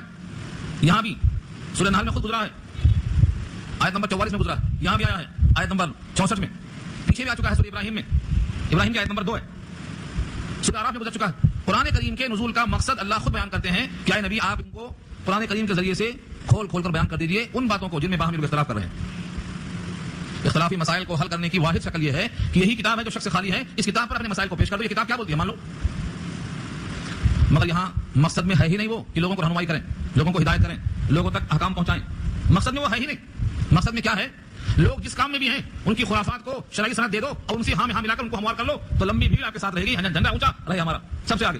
قرآن کریم نے بتایا رسول کہ ہمیشہ دنیا میں فاسق زیادہ رہے ہیں اور شاکر بندے، نیک بندے، صالح بندے ہمیشہ کم رہے ہیں. تو ایجنڈے میں کیا ہے؟ جب لوگوں کی ہاں ملانا ہے، لوگوں میں جو جہالت کی رسم و رواج کی باتیں پھیلی ہیں ان کو شرعی سند عطا کرو کھینچ تان کے، تو اب لازماً وہ لوگ آپ کی ہاں ملائیں گے اور آپ ان کی ہاں ملائیں گے. چور سے کہتا ہے من ترا حاجی بو تو مرا حاجی بو، تو مجھ کو حاجی کا میں تجھ کو حاجی کہوں. دونوں کی طاقت آگے بڑھ رہی ہے، تو مقصد تو وہ آ گیا ایجنڈے میں. قرآن کریم کا مقصد نزول کا یہ ہے کہ ان کے لفظوں کے ذریعے سے لوگوں کا اختلاف دور کیا جائے، اور نبی سے واضح پیغام ہے اللہ کا کہ اس کتاب کو لوگوں میں ان کے لفظوں کے ساتھ پیش کیا جائے. لتبین لهم، تاکہ آپ ان پر ظاہر کر دیں کہ قرآن کا یہ لفظ ہے، اس کا یہ مفہوم ہے، اللہ کی مراد ہے. مراد بیان اللہ تعالیٰ کو ظاہر کر دو. جس نے یہ کلام بھیجا ہے اس کلام سے اس کا کیا منشا ہے، اس کا کیا مقصد ہے، اس کلام میں کیا مطلوب ہے، اس کلام کا تقاضا کیا ہے، اس کا اقتضا کیسے پورا ہوگا، یہ واضح کر دو. یہ قرآن جگہ جگہ بیان کرتا ہے. اب سوال یہ ہوتا ہے کہ کیا اس کا مقصد ہمارے لیے بہت مشکل ہے، ٹیڑھا ہے؟ فرمایا اس کتاب میں تمہارے لیے جو کچھ ہے وہ ہدی و رحمہ، ہدایت ہے اور رحمت ہے. ہدایت کا مطلب یہ ہے تمہیں منزل تک لے جائے گا. منزل آپ کی کون سی ہے؟ کہاں جانا ہے؟ جنت میں جانا ہے. جانا کہاں ہے؟ جنت میں. وہ ہماری منزل ہے، اس سے پہلے ہم ٹھہرنے والے نہیں ہیں. ایک ایک گھڑی اور ایک ایک لمحہ اور ایک ایک گھنٹہ آپ سفر میں ہیں، آپ تسلیم کریں یا نہ کریں. آپ زندگی کی حیات پہ سوار ہیں اور یہ ٹرین آپ کو لے کے جا رہی ہے. کہاں جانا ہے؟ آپ کی منزل کیا ہے؟ منزل آپ کی قبر نہیں ہے بلکہ وہ تو پہلی منزل ہے، آخری سفر کی پہلی منزل ہے. آپ کی منزل ہے جنت، جنت الفردوس مانگو، وہ آپ کی منزل ہے. وہاں آپ کا استقبال اللہ خود کریں گے، وہاں ضیافت رب کریم خود فرمائیں گے، اپنی ملاقات سے ہمکنار کریں گے. وہ ہے منزل. وہاں جانے کے واسطے جو راستہ ہے اس کا نام ہے ہدایت، وہ ہے لفظ ہدن، وہ قرآن کریم کا کام ہے. قرآن بندے کو منزل سے ہمکنار کرنے کا راستہ ہموار کرتا ہے، ایسا چلو. اور یہ کتاب جو سراپا ہدایت ہے، اس میں مشقت نہیں ہے، وہ رحمہ اور رحمت ہے. جس طرح باپ شفقت کے ساتھ بیٹے کو لے کے چلتا ہے، یہ قرآن بھی متبعین پر مشقت نہیں، بار نہیں ڈالتا، بلکہ بڑی ہی پیار کے ساتھ ان کو لے کے چلتا ہے. تو یہ رحمت کا ترجمہ. قرآن ہدایت ہے، قرآن رحمت ہے، لقوم یؤمنون، ایسی قوم کے واسطے جو ایمان رکھتی ہے. واللہ انزل من السماء ماء فاحیا به الارض بعد موتها، اور اللہ نے اتارا آسمان سے پانی پس زندہ کیا اس سے مردہ زمین کو اس کی مر چکنے کے باوجود. یہ کیا ہے؟ رحمت کا اشارہ ہے. رحمت پر شبہ مت کرو. تمہاری بقا کے لیے مردہ زمین کو پانی برسا کر زندہ کر دیا، قوت نمو دے دیا، تاکہ تمہاری نسل کو اور تمہارے لیے بقا کا سامان فراہم ہو جائے. ان فی ذلک لآیہ، بے شک پانی کے برسانے میں، زمین کے زندہ کرنے میں، اس سے نباتات کے اگانے میں نشانیاں ہیں. لقوم یسمعون، ایسی قوم کے پاس جو سنتی ہو. جو لوگ سنتے ہیں نشانی ہے ان کے لیے. یعنی جس طرح اللہ پانی برسا کر مردہ زمین کو زندہ کرتے ہیں، ایسے ہی زمین پر آب حیات برسا کر مردوں کو زندہ کرنے پر قادر ہیں۔ سورہ زمر میں اللہ نے اسی کو کہا ہے ان الذی احیاھا لمحیی الموتى، ان الذی احیاھا لمحیی الموتى، جس نے زمین کو زندہ کیا وہی مردوں کو زندہ کرے گا۔ وہاں بھی پانی برسایا، یہاں پانی برسائے۔ یہاں سے معیار کچھ ہو رہا ہے، اور اس پورے رکوع میں اسی صفت رحمت کی دلیل پیش کیا ہے اللہ نے۔ بندوں کے لیے شریعت، بندوں کے لیے نبی اور بندوں کے لیے کتاب، یہ بالکل سراپا رحمت ہے۔ جیسے تم پر اپنی نعمتیں اللہ نے اتنی برسائی ہیں، وہ سب کے سب تم پر اللہ کی صفت رحمت کا اشارہ کرتی ہیں۔ مگر غفلت کا یہ عالم ہے، ساری نعمتیں کھا جاتے ہیں، لیکن اس میں اللہ کی رحمت کا دل میں احساس پیدا نہیں ہوتا۔ اس رکوع میں مکمل طور سے اللہ نے ان کا تذکرہ فرمایا ہے۔ وَإِنَّ لَكُمْ فِي الْأَنْعَامِ لَعِبْرَةً، وَإِنَّ لَكُمْ، اور بے شک ہے تمہارے لیے، فی الانعام، مویشیوں میں، لعبرہ، عبرت ہے۔ عبرت کہتے ہیں جس کو دیکھ کر آنکھیں کھل جائیں۔ عبرت کیسے ہے؟ انعام جمع ہے، سارے چوپائی کو تو بیان نہیں کر سکتے کھول کھول کے، کیونکہ موٹی کتاب بن گئے۔ حیات الحیوان ایک موٹی کتاب ہے امام دینیری کی، سارے حیوانات کی حیات کو جمع کر دیا ہے، ان سب کے فوائد بیان کرنا تو مشکل ہے، یہاں دو چار نمونے پیش کیا ہے صرف، کیونکہ کتاب اصول کی کتاب ہے۔ چوپایوں میں جن کا زیادہ استعمال ہے، جن کا زیادہ نفع ہے، جن سے ہمیں عمدہ سے عمدہ نعمتیں ملتی ہیں، ان کا اشارہ کیا اللہ نے، فرمایا نسقیکم مما فی بطونہ، ہم پلاتے ہیں تم کو اس چیز سے جو ان کے پیٹوں میں ہے، من بین فرث، گوبر کے درمیان، ودم، اور خون کے درمیان، لبنا خالصا، خالص دودھ، سائغن، گلے سے اتر جانے والا آسانی سے، للشاربین، پینے والوں کے لیے۔ دودھ کا گلاس ہاتھ میں لے کر کبھی سوچا ہے کہ اللہ نے یہ پینے والے کے لیے کتنا لذیذ بنایا ہے؟ جب ہم گائے کے دودھ کو ہاتھ میں لیتے ہیں اور اس آیت پر غور کرتے ہیں، عبرت کس طرح ہوتی ہے کہ اللہ صرف قادر مطلق ہی نہیں ہے بلکہ صفت رحمت کا یہاں اظہار کیسا کرتے ہیں۔ جب گائے یا بھینس اپنے چارے کو منہ میں لے کر چباتی ہے، اس کو معدے تک پہنچاتی ہے، اور معدہ اس کو ہضم کے طور پر جب اپنے قابو میں لے کر استعمال کرتا ہے تو ان کے تین حصے کر ڈالتا ہے۔ ایک حصہ وہ ہے جو فضلہ بننے کے لائق ہوتا ہے، اور ایک حصہ وہ ہے جو خون میں اضافے کا ذریعہ بنتا ہے، اور ایک حصہ وہ ہے جو دودھ بننے کے لائق ہوتا ہے۔ پھر اس معدے کے پوری کوشش کر چکنے کے بعد رب کریم جگر کے حوالے کر کے جگر سے کہتے ہیں اب تم اس کو تقسیم کر، فضلے کو نیچے اتار دیتا ہے اور دودھ کو اوپر کر کے رگوں کے حوالے کر دیتا ہے، اور دودھ کو صاف کر کے تھن کے حوالے کر دیتا ہے۔ اس شان سے اندر ہی یہ مشین کام کرتی ہے کہ گوبر کی بدبو نہیں آتی اور خون کا رنگ نہیں آتا۔ کائنات میں جن جن کی پرستش کی جاتی ہے، جہاں جہاں پیشانیاں آپ ٹکاتے ہیں اور جن جن کے سامنے لوگ سجدہ کرتے ہیں، ان میں سے کوئی ہے جو کہہ دے کہ اس میں ہمارا کوئی دخل ہے ذرہ برابر؟ کائنات میں آج تک کوئی دعوے دار نہیں پیدا ہوا کہ بھینس کے اندر اور گائے کے اندر اس گوبر کے بدبو سے بچانے کے لیے اور خون سے ہٹا کر اس کے رنگ کو دور کرنے کے لیے ہمارا اس میں ذرہ برابر تعاون ہے۔ یہ خالص رب کریم کی صفت رحمت ہے اور قدرت ہے۔ دودھ پینے والے کو چاہیے کہ اپنے رب کے سامنے جب دودھ پیے تو اس قدرت کا استحضار رکھے۔ اب اس پر حدیث سناتا ہوں میں آپ کو، حدیثیں تو آپ کو بھی یاد ہیں مگر توجہ دلاتا ہوں میں تاکہ فکر میں اضافہ ہو، اور یہاں فکر ہی پیدا کرنا، متوجہ کرنا ہے۔ کہتے ہیں تو بیٹے کو سمجھاؤ، باپ کی نہیں بات مانتا، تو سمجھانے سے فائدہ کیا ہوتا؟ اس کا ذہن بن جاتا، باپ کا موتی بن جاتا ہے۔ یہ قرآن کریم سے ذہن سازی ہی مقصد ہے۔ ذہن سازی جب ہو جاتی ہے تو بندہ خود بخود تلاش کرتا ہے راضی ہونے کے اسباب۔ نبی صلی اللہ علیہ وسلم نے دعا سکھلائی ہے، جب کھانا کھاؤ تو کیا پڑھو؟ اللہم بارک لنا فیما رزقتنا وارزقنا خیرا منہ۔ جب کھانا آپ کھاتے ہیں تو اللہ سے دعا کرتے ہیں اے اللہ ہمارے واسطے برکت دے دے، جو کچھ ہمیں آپ نے کھانا بطور رزق کے مہیا کیا ہے اور اس میں ہمیں برکت دے دیجیے، اس سے بہتر غذا ہمیں دے دیجیے، وارزقنا خیرا منہ۔ اور بھی دعائیں دوسری حدیثوں میں ایک ہی نہیں ہے مگر سب کا مفہوم قدر مشترک ہے، ہمیں جو آپ نے دیا ہے اسے برکت دیجیے اور ہمیں اس سے بہتر روزی دے دیجیے۔ یہ ہر کھانے پر دعا ہے، چاہے بریانی ہو چاہے مرغے مسلم۔ لیکن جب کسی بندے کو دودھ ملتا ہے پینے کے لیے تو دعا بدل دیا اللہ کے نبی نے، اور یہ کہا اللہم بارک لنا فیما رزقتنا وارزقنا خیرا منہ کے بجائے کیا فرمایا؟ وزدنا فیہ، اسی میں ہمیں زیادتی کر دے، کیونکہ اس سے بہتر غذا اگر ہوتی تو فرماتے اس سے بہتر غذا دے دے، چونکہ اس کائنات میں اس سے بہتر غذا ہو ہی نہیں سکتی ہے، اسی واسطے اللہ نے کہا وزدنا منہ، اسی میں زیادہ کر۔ معلوم ہوا بہترین مشروب دودھ ہے، اسی لیے معراج کے موقع پر حضور کے سامنے دودھ اور شراب پیش کی گئی تھی۔ جبریل نے اشارہ کیا تو حضور نے دودھ اٹھا لیا ہاتھ میں، شراب کو چھوڑ دیا۔ جبریل نے کہا امت گمراہی سے اب بچ گئی کیونکہ آپ نے شراب چھوڑ دیا، دودھ کو ہاتھ لگایا، وہاں بھی دکھایا پیش کیا۔ دودھ خواب میں بھی آئے تو اس کی تشبیہ علم سے دیا اللہ کے نبی نے، دودھ پلانا علم کو بانٹنے کے برابر ہے۔ تو دودھ اپنے مانوی کے لحاظ سے اور اپنی صنعت کے لحاظ سے اور اپنے ذائقے کے لحاظ سے جس طرح بھی آپ اس کو چیک کریں گے وہ اللہ کی طرف سے قدرت اور رحمت دونوں کا اشکار۔ ایک تو ہوا جانوروں میں، اب اس کے بعد زمین سے نکلنے والے نباتات میں فرمایا ومن ثمرات النخیل والاعناب تتخذون منه سکرا ورزقا حسنا، اور ثمرات میں سے، ثمرات کہتے ہیں پھلوں کو، رزلٹ کو، نتیجے کو۔ جو بیٹا اور بیٹی پیدا ہوتے ہیں نا، یہ بھی بندے کا نتیجہ ہے، یہ بھی پھل ہے، یہ دل کا پھل ہے، اسے ثمرۃ الفؤاد کہا۔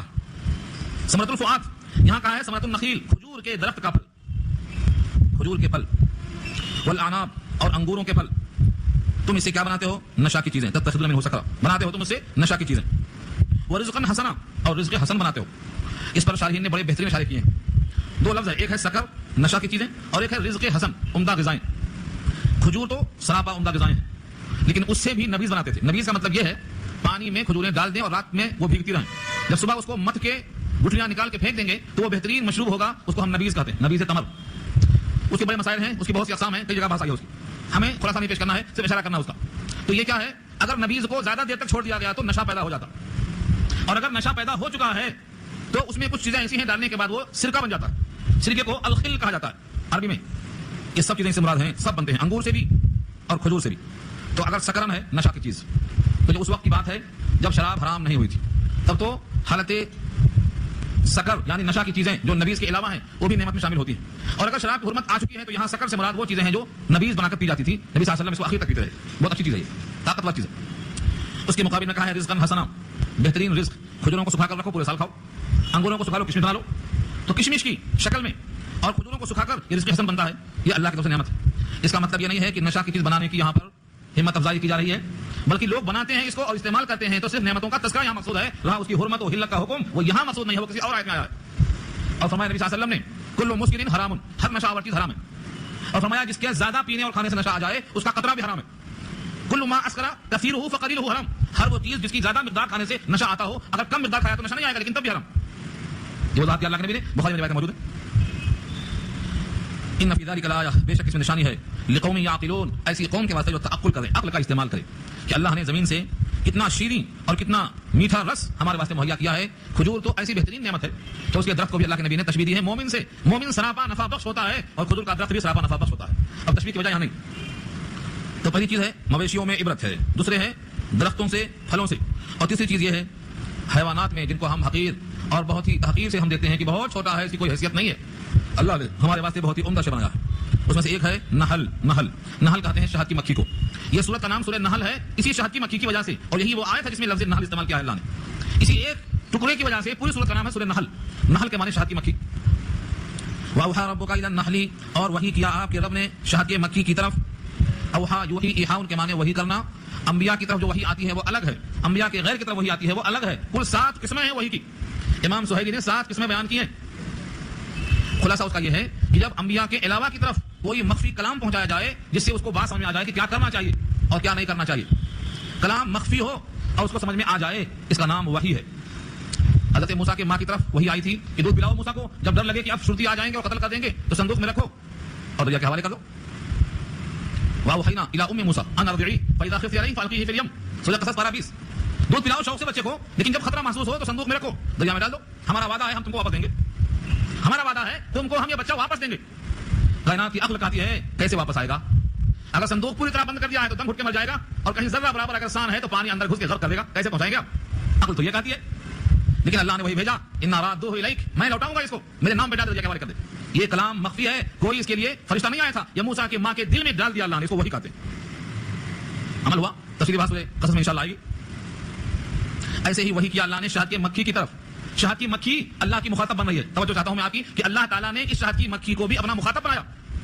کیا شان ہے شہد کی مکھی کی بھی. دیکھنے میں وہ ایک مکھی ہے، لیکن اللہ کے حبیب فرماتے ہیں ہر مکھی جہنم میں جائے گی جہنمیوں کو تنگ کرنے کے لیے، سوائے شہد کی مکھی کے. یہ نہیں جائے گی، یہ جہنم میں نہیں جائے گی. ہر مکھی جہنمیوں کو تنگ کرنے کے واسطے جائے گی، لیکن یہ مکھی نہیں جائے گی. اللہ نے اس کو مخاطب بنایا ہے. جس طرح سے سورہ صافات میں کہا ہے آگ کو مخاطب کیا ہے، قلنا یا نار، وہاں بھی وہی بھیجا اللہ نے آگ کی طرف. وہاں آگ مخاطب ہے، موسیٰ کی ماں مخاطب ہے، یہاں شہد کی مکھی مخاطب ہے. مخفی کلام سمجھا دیا. یہ وہی انبیاء کی طرح جو آتی ہے وہ نہیں ہے، بلکہ ایک بات ہے جو سمجھا دیا اللہ نے. اب دیکھو شہد کی مکھی کیسا عمل کرتی ہے. وَأَوْحَىٰ رَبُّكَ إِلَى النَّحْلِ، اور وہی بھیجا تیرے رب نے شہد کے مکھی کے جی میں، اتخذی من الجبال بیوتا، ان یہ کہ اتخذی بنا ڈال، من الجبال پہاڑوں میں سے، بیوتن بطور گھر کے. بیوت جمع ہے بیت کی. انسانوں کے لیے جو گھر ہوتا ہے اس کو بیت کہا جاتا ہے. بیت اللہ بھی بیت ہے، اللہ کا بیت ہے، اور یہ شہد کی مکھی کا بیت ہے. اللہ نے اس کے گھر کو بھی گھر ہی تشبیہ دیا کہ اپنے گھر کو بنا پہاڑوں میں، اونچے اونچے مقاموں میں. وہ من الشجر، اور درختوں میں، درختوں پر بنا اور پہاڑوں پر بنا. وَمِمَّا يَعْرِشُونَ، اور ان جگہوں میں بنا جو بطور چھت کے لوگ استعمال کرتے ہیں. یعرشون بنا ہے عرش سے. عرش کہتے ہیں اونچی چھت، چاہے وہ مکہ مسجد کی دیوار ہو. شہد کی مکھیاں کثرت سے آتی ہیں مکہ مسجد میں، کبھی غور کیا؟ خدا کا حکم ہے وہ.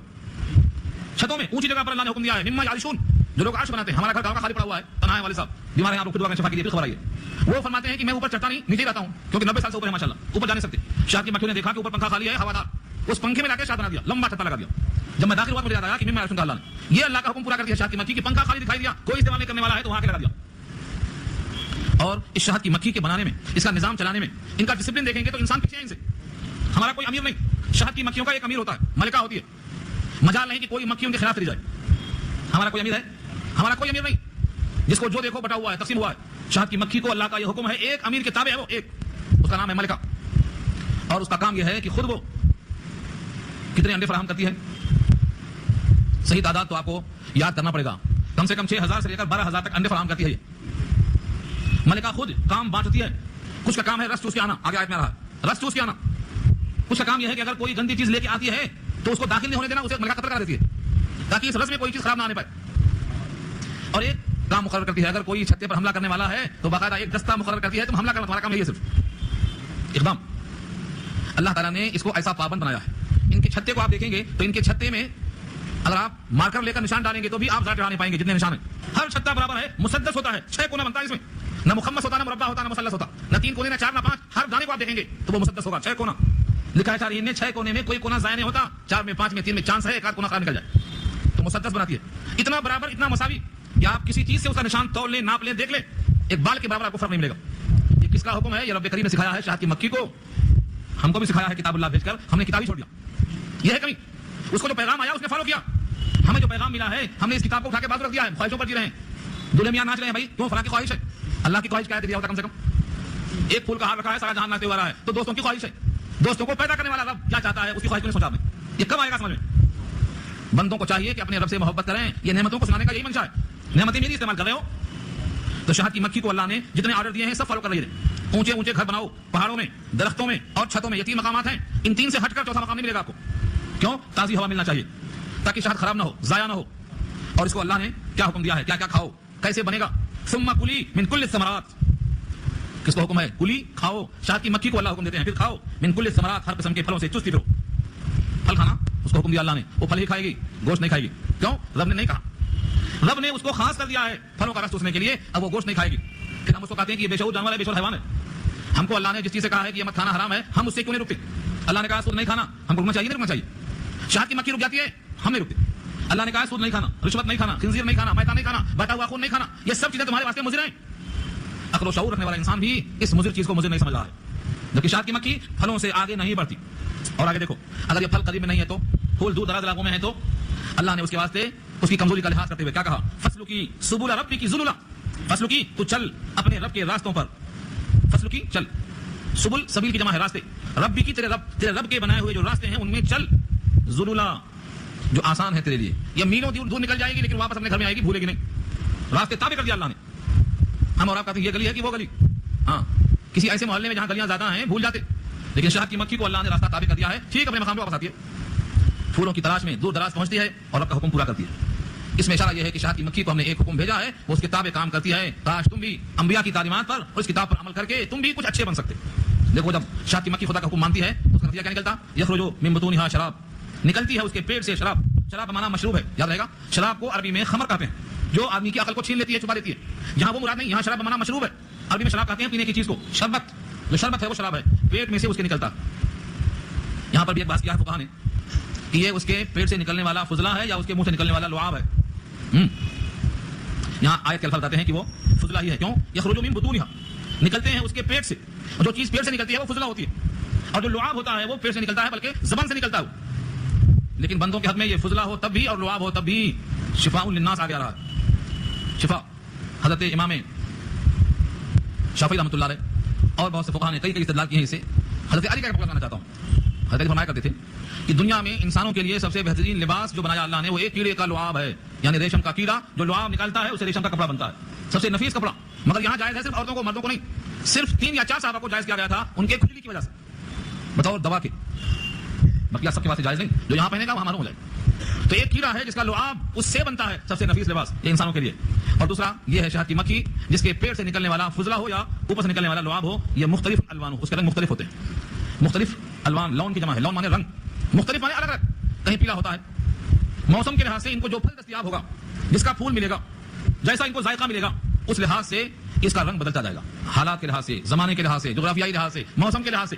کہیں زعفران کا رس بہت زیادہ زعفران ہے تو وہاں پر شہد کا جو رنگ آئے گا وہ زعفرانی آئے گا, خوشبو آئے گی اس میں. اسی واسطے لوگ کشمیری شہد کو بہت مہنگا بیچتے. سابقہ نہیں پڑا آپ کا, بہت مہنگا بیچتے زعفران کی طرح.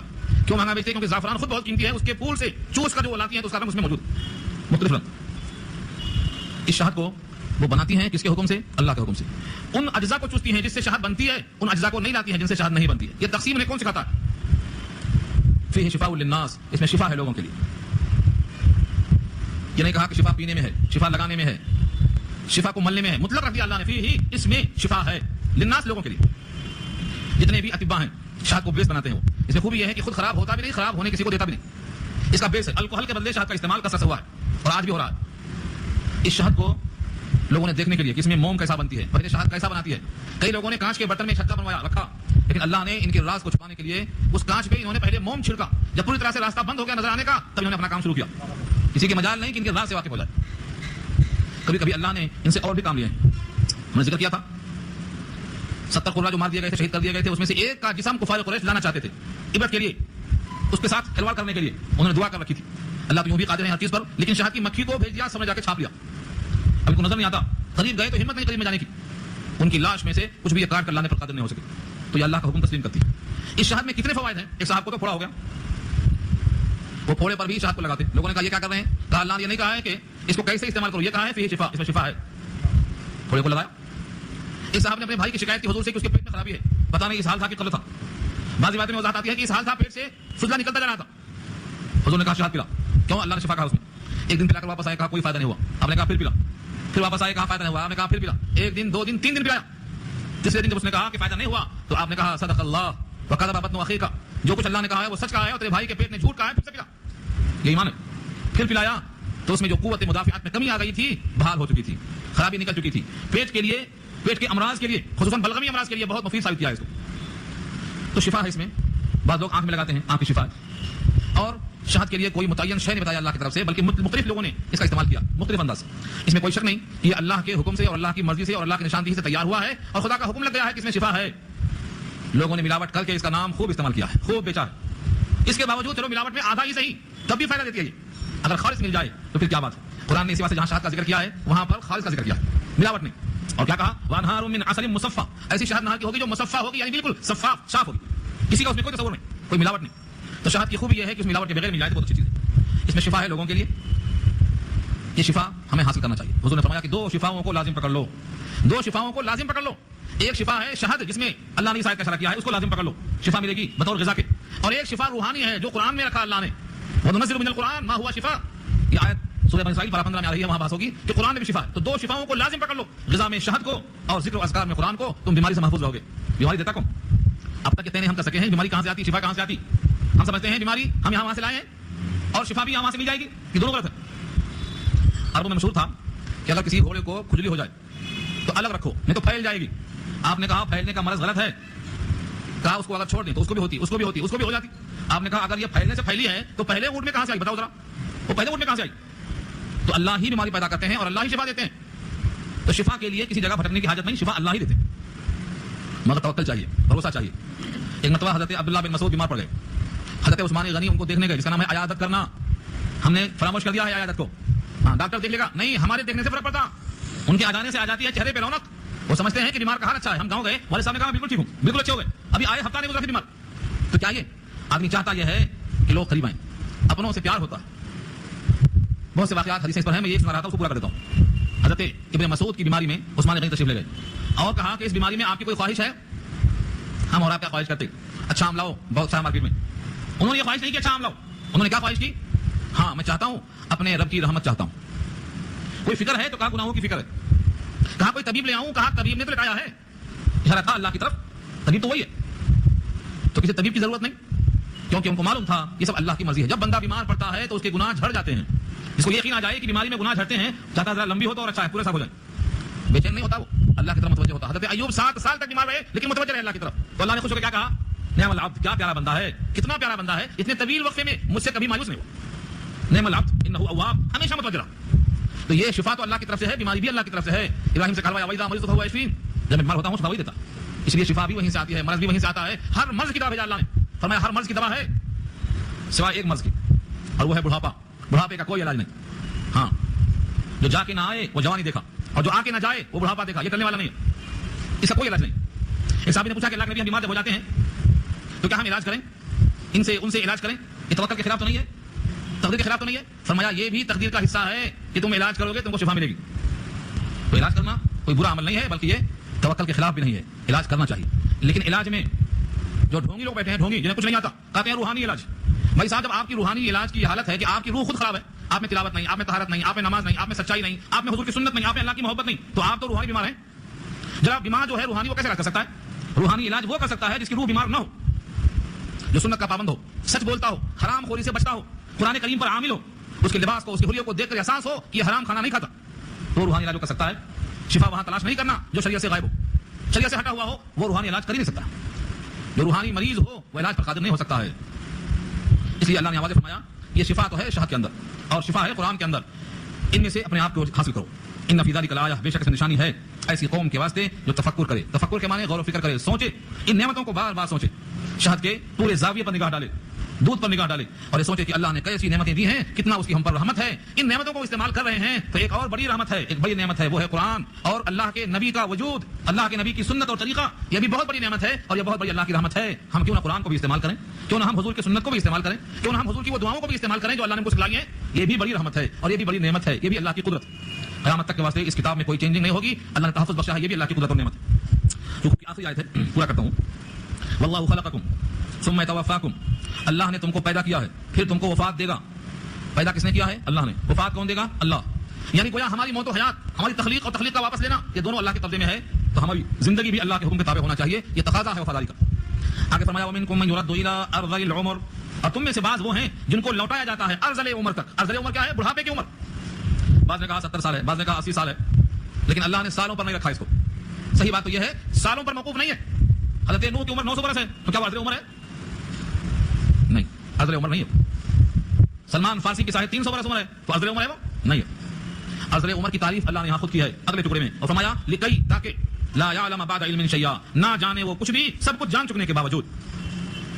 سب جانتا تھا، جیسے بچپن میں بچہ کچھ نہیں جانتا، یہ بوڑھا بھی جب ایسی حالت میں آ جائے کہ وہ کچھ نہ جانے، نہ بیٹے کو پہچانے، نہ بیوی کو پہچانے، نہ آپ کی شکل کو پہچانے، نہ طہارت جانے، نہ وضو جانے، نہ نماز کے اوقات جانے، یہ ہے ارذل عمر. ارذل عمر 40 سال، 50 سال، 90 سال سے مطلب نہیں ہے. آدمی کے ہوش و حواس، قوا اس کے مضبوط ہیں، اگر وہ 200 برس جیتا ہے تو یہ ارذل عمر نہیں ہے. ارذل عمر کی تعریف نے خود کر دیا ہے، لا یعلم بعد علم شیئا، جان چکنے کے باوجود اب کچھ نہیں جانتا ہے. ابا مجھے پہچانتے ہو؟ نہیں پہچانتا، نہیں پہچانتا. کوئی جواب نہیں. ابا دیکھو یہ کون ہے؟ نہیں معلوم. یہ کون سا کھانا؟ نہیں معلوم. یہ کون سا مزہ؟ نہیں معلوم. تو ارذل عمر کی تعریف اللہ نے خود کر دی ہے. یہ جب یہ عمر ہے، اس سے اللہ کے نبی دعا میں پناہ مانگتے تھے اور کہتے تھے اللہم انی اعوذ بک من ان ارد الی ارذل العمر، اے اللہ میں آپ کی پناہ چاہتا ہوں کہ میں لوٹا دیا جاؤں اس عمر تک جو ارذل عمر کہلاتی ہے. تو پناہ مانگنے کا مطلب کیا ہوا؟ ارذل عمر نہ آنے پائے تو پھر دوسرا راستہ کیا ہے؟ سوچو. ہمت ہے دعا مانگنے کی تو مانگو. ہاں، جن کا تعلق اللہ سے مضبوط ہوگا وہ دعا مانگ سکتے ہیں، ورنہ کیا ہوگا؟ بھائی دو راستہ ہے. بڑھاپے کے بعد جوانی تو آنے والی نہیں ہے، آگے ہی جانا ہے. یا تو ارذل عمر تک جینا ہے یا تو قبر تک جانا ہے. اور کون سا راستہ ہے؟ ارذل عمر یا پھر قبر. ارذل عمر نہیں چاہتے ہیں تو پھر آپ قبر چاہتے ہیں، ورنہ اور راستہ کون سا ہے؟ تو یہ آسان نہیں ہے دعا پڑھ لینا. تیار رہنا مرنے کے لیے تو ہمت کر کے دعا پڑھنا، یا اللہ مجھے ارذل عمر نہیں چاہیے، یعنی اب قبر چاہیے. اور قبر میں جانے کی ہمت اسی کو ہوتی ہے جس کا ایمان پختہ ہوتا ہے. اور ایمان جب پختہ ہوتا ہے تو 3 علامت ظاہر ہوتی ہے. بھول گئے ہوں گے، سنایا تھا 2 سال پہلے، یہاں تو مضمون نہیں ہے مگر میں سنا دوں. جب دل میں ایمان پختہ بیٹھ جاتا ہے تو 3 چیزیں ظاہر ہوتی ہیں. کیا کیا ظاہر ہوتی ہیں؟ التجافی عن دار الغرور، الانابت الى دار الخلود، الاستعداد للموت قبل نزول. 3 چیزیں. یہ دنیا دار غرور ہے، دھوکے کی جگہ ہے، اس سے دوری پیدا ہو جاتی ہے. میں اس پہ کیا محنت کرنا، پتا نہیں ہوا کب نکل جائے، پنجر ہو جائے، اس پر کیا محنت کرنا. تو دوری پیدا ہوتی ہے دنیا سے اور قربت پیدا ہوتی ہے دار آخرت سے. تیاری میں رہتا ہے کہ وہ گھر ہمیشہ والا زیادہ اچھا ہے، کیونکہ وہ جب ملے گا تو ذاتی ہوگا، خالی نہیں کرنا پڑے گا. تو الانابت الى دار الخلود. اور تیسری چیز کیا ہے؟ موت سے پہلے موت کی تیاری، الاستعداد. میں تیار ہوں، بلانے آیا ہے، میں حاضر ہوں، تیار. یہ 3 چیزیں علامت ہیں ایمان کی جب قلب میں آ جاتا ہے. تو ارذل عمر سے اللہ کی پناہ مانگی گئی، اللہ کی پناہ مانگی گئی ہے ارذل عمر سے. اللہ فرماتے ہیں ہم بہتوں کو پیدا کرتے ہیں، تمہارے سامنے نمونہ موجود ہے. ومن نعمرہ ننکسہ فی الخلق افلا یعقلون. جس کو ہم لمبی عمر دیتے ہیں، تخلیق میں اوندھا کر دیتے ہیں، کیا تم کو نظر نہیں آتا؟ لمبی حیات میں آدمی کی حالت ہو جاتی ہے. یہ سب قدرت ہے اللہ کی اور بندوں پر شفقت ہے. بڑھاپے کو رحمت کہا ہے. اب بڑھاپے میں آدمی اگر سمجھ جائے کہ میں کتنا قیمتی ہوں تو بڑھاپے کی قدر کرے گا. اصل لوگ خود نہیں سمجھتے کہ میں قیمتی ہو گیا ہوں، کہتے ہیں اولڈ از گولڈ، لیکن سمجھ نہیں آتا ان کو. کس کو نصیب ہے کہ اسلام میں اس کی داڑھی پک جائے؟ مطلب رکھیں گے تب پکے گی نا. یہاں تو چھلکے پھینکنا ہے، رکھنے کا دستور غائب ہے، رکھیں گے تو پکے گی. حضور نے فرمایا جس کی داڑھی اسلام میں پک جائے اللہ تعالیٰ اس کو عذاب دیتے ہوئے شرماتے ہیں.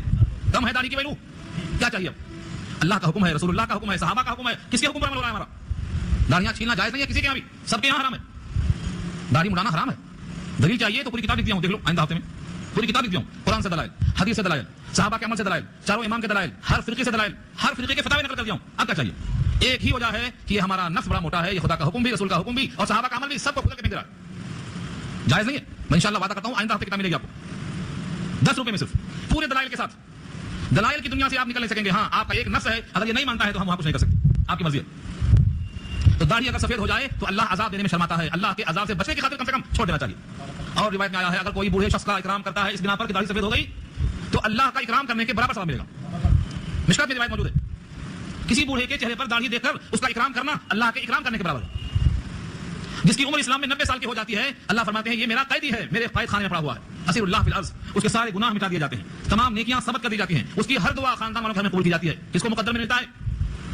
यूं तो रिवायत में 70 साल 80 साल पर हर एक पर रिवायत मौजूद है, मगर आज वक्त नहीं है। सूरह अहकाफ पारा 26 आयत नंबर 15 पर बहुत सी हदीसें नकल किया है, मुफ्ती साहब ने देख लीजिए वहां कितनी रिवायतें हैं बूढ़ों के लिए। मगर ये बूढ़े समझते हैं कि हम बेकार हो गए क्योंकि हम कमाते नहीं। आज कमाने वाले अपने बाप को भी नहीं समझते। क्यों? बाप की कमाई कम है, बेटे की कमाई ज्यादा है, तो बड़ी अकड़ आ गई है। ये पता नहीं कि अगर बाप ना होते तो हमारा वजूद ना होता, ये खबर नहीं है। अल्लाह ने इन बाप को हमारे वजूद का सबब बनाया है। आदमी आमदनी की वजह से करता है और बाप की अज़मत को समझ रखता नहीं है। दुनिया की खातिर आखिरत खराब नहीं करना चाहिए। जिसका हक अल्लाह ने मान लिया है उसका हक मानना चाहिए। आगे अल्लाह फरमाते हैं, इन्नल्लाह अला कुल्ली शैइन कदीर, बेशक अल्लाह हर चीज पर कादिर है।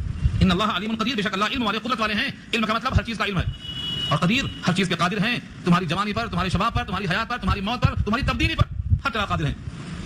इकरमा इब्न अबी जहल, अबू जहल तो काफिर बदल में मारे गए, लेकिन उनके बेटे इकरमा सहाबी हैं। हाँ, इकरमा इब्न अबी जहल मशहूर हैं सहाबा में, इल्म तफसीर में। वो फरमाते हैं अगर कोई हदीस की और कुरान की खिदमत करता है तो अर्ज़ल उमर से महफूज कर दिया गया। हदीस और कुरान की बरकत, उस पर मेहनत करने वाला अर्ज़ल उमर से महफूज कर दिया गया। अब तो लग जाओ खिदमत में कुरान की और हदीस की। सिर्फ सुन लेना खिदमत नहीं है, हर आने वाला लाने वाला बन जाए, और हर सुनने वाला ले जाकर पहुंचाने वाला बन जाए। कोशिश करना है इसके लिए। कुछ तो मुंतकिल करो यहाँ से दूसरों तक। घर में जाकर, दोस्तों में पहुंचकर लोग दब जाते नहीं, खुल के बोलना। एक बार जान जाएगी, बार बार नहीं जाएगी अल्लाह के लिए। अगर कोई शहीद किया गया अल्लाह के रास्ते में तो क़यामत में वो तमन्ना करेगा, काश कि मैं फिर दुनिया में जाऊं, फिर शहीद किया जाऊं, फिर दुनिया में जाऊं, फिर शहीद किया जाऊं। सिवाय शहीद के दुनिया में आने की तमन्ना कोई नहीं करेगा। इतना बड़ा ऊंचा मकाम है तो डरने की कोई बात नहीं, हक को वाज़ेह करना अपना काम है। आप ये पैगाम सुन लो कि सुनकर लोगों तक पहुंचाना है। हर सुनने वाला पहुंचाने वाला बन जाए, और हर आने वाला साथियों को लेकर आने वाला बन जाए। करेंगे भाई कोशिश, ज़रा उठाओ, अल्लाह वादा करते हुए देखने आपको। हाँ, अल्लाह इस वादे को कबूल फरमाए। दुआ कर लीजिए।